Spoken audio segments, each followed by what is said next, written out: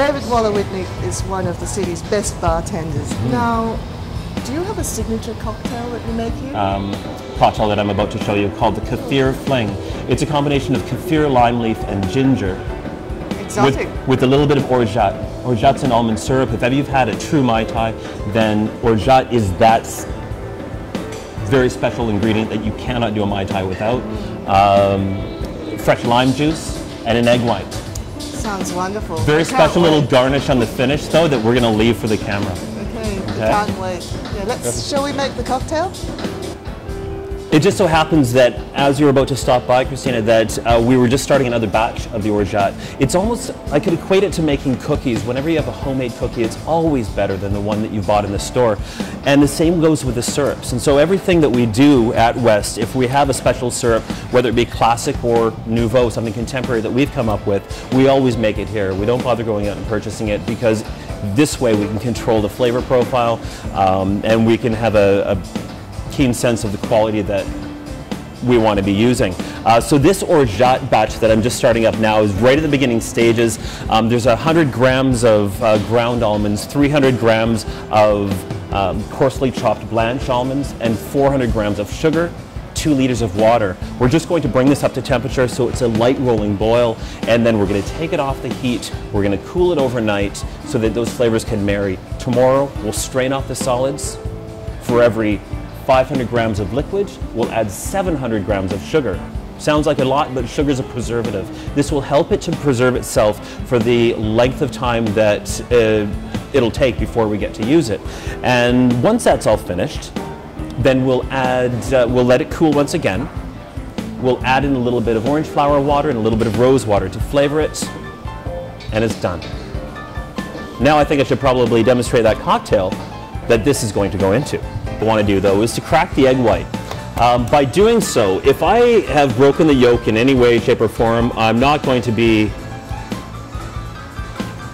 destroying the other ingredients by having a little bit of egg yolk in it. Now there are some cocktails where egg yolk is used, this isn't one of them. So the egg white's in there, ready to go. I'm now going to take some, in this case vodka. Vodka essentially has no flavor profile, so we've decided to add some flavor profile to it by pre-infusing it with the kaffir lime leaf, that there, and some fresh ginger.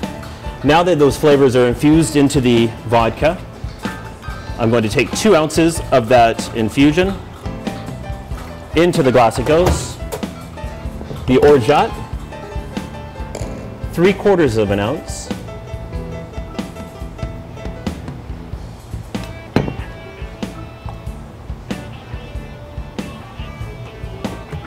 And then some freshly squeezed lime juice, which I took the liberty of squeezing up just a little while ago so that we wouldn't be taking up your time in the mix.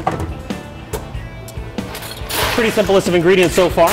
We're going to add a healthy portion of ice, create a vacuum seal, and both hands in the shaker so you don't lose one end of it.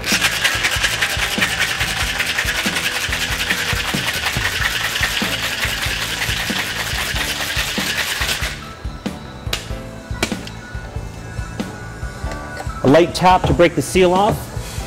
Every single time we're going to taste this drink to make sure it's the balance that we're looking for. It's delightful. Taking the crushed ice out of the glass that we were chilling for a moment, wipe out a little of the condensation.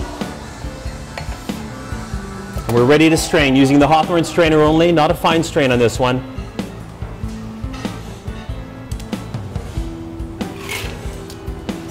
And last but not least, a special little garnish. I'm going to take a little cinnamon,